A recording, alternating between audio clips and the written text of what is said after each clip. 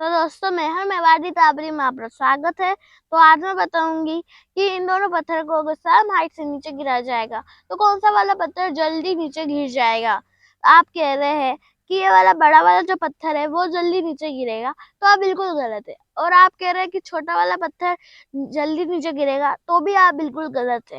दोनों एक साथ गिरेंगे, क्योंकि क्योंकि small g doesn't doesn't depend on mass. Small g जो होता है वो मास पर डिपेंड नहीं करता।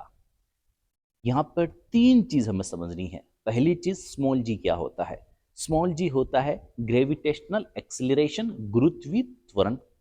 दूसरा, जिस मास की उसने बात की वो मास उस ऑब्जेक्ट का है जिसके वेलोसिटी में चेंज हो रहा है। और तीसरी चीज, एक्सिलरेशन क्या होता है। तो देखिए, जब भी किसी ऑब्जेक्ट की वेलोसिटी में चेंज होता है तो हम बोलते हैं कि एक्सिलरेशन क्रिएट हुआ। और वेलोसिटी में चेंज कभी भी बिना एक्सटर्नल फोर्स या इंटरनल फोर्स के नहीं होता है। जब मैं बाइक की वेलोसिटी इंक्रीज करता हूं तो व्हील पर इंजन का फोर्स लगता है, और जब बाइक की वेलोसिटी डिक्रीज करता हूं तो व्हील पर ब्रेक द्वारा फ्रिक्शनल फोर्स अप्लाई होता है। तो वेलोसिटी इंक्रीज या डिक्रीज दोनों में फोर्स रेस्पॉन्सिबल है। तो जब कोई फोर्स किसी ऑब्जेक्ट की वेलोसिटी में चेंज करता है तो हम ये कहेंगे कि एक्सिलरेशन क्रिएट हुआ। यहां तक समझ में आई बात आपको? ठीक है। अब चलते बालिका के पास।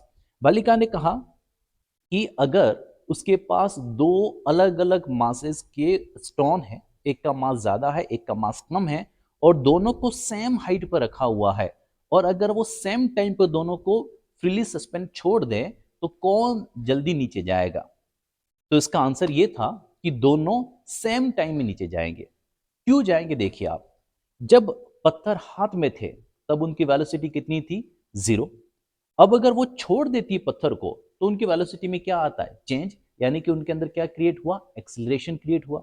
अब जैसा कि हमने पहले बताया कि बिना फोर्स के एक्सिलरेशन क्रिएट नहीं होता है, तो यहाँ पे किस फोर्स ने एक्सिलरेशन क्रिएट किया, किस फोर्स ने वेलोसिटी में चेंज किया? तो हमने कहा कि जो ग्रेविटेशनल फोर्स था, यहाँ पे जो ग्रेविटेशनल फोर्स था जमीन और उस ऑब्जेक्ट के बीच, उस फोर्स ने क्या किया? उस फोर्स ने उन स्टोन की वेलोसिटी में चेंज किया। तो जब ग्रेविटेशनल फोर्स किसी ऑब्जेक्ट की वेलोसिटी में चेंज करता है तब जो एक्सिलरेशन क्रिएट होता है उसको हम बोलते हैं gravitational acceleration. Small G equals to capital G capital M upon R square. अब देखिए यहाँ पे जो स्मॉल जी जो है वो किन किन पे डिपेंड करता है।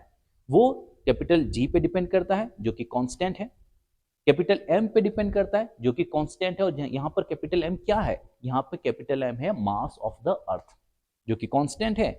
आर क्या है? आर अर्थ और उन ऑब्जेक्ट जिनको हमने छोड़ा यहां से उनके बीच की डिस्टेंस है। बालिका ने पहले ही क्लियर किया कि ये दोनों ऑब्जेक्ट सेम हाइट पर है, इसका मतलब आर भी क्या है? कांस्टेंट। तो हुआ क्या? R constant, G constant, M constant, इसका मतलब चेंज इन वेलोसिटी भी क्या होगा? कांस्टेंट। यानी कि दोनों की वेलोसिटी एक साथ चेंज होगी, और जब वेलोसिटी एक साथ चेंज होगी तो दोनों एक साथ क्या होंगे? जमीन पे गिरेंगे। समझ गए? थोड़ी लंबी है लेकिन अच्छी है। लाइक कीजिए, सब्सक्राइब कीजिए और ऐसा ही प्यार देते रहिए।